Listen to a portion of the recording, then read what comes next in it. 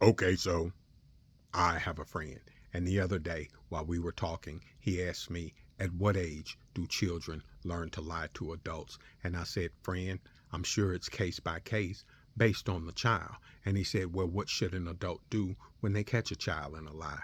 And I said, like my previous answer, I'm sure it's case by case based on the adult. And he said, you're absolutely no help. And I said, I'm glad I could be there for you.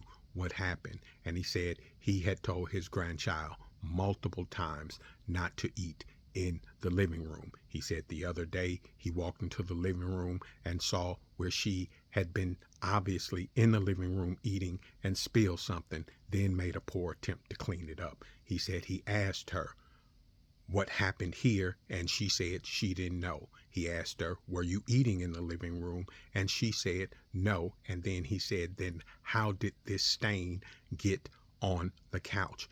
And she said, maybe it was that boy from next door. My friend said, the boy from next door? She said, yeah, when you came to pick me up from school, maybe he came over here and was eating in the living room. And when he heard us come home, he ran back to his house. And my friend said, and he cleaned it up? And she said, yeah.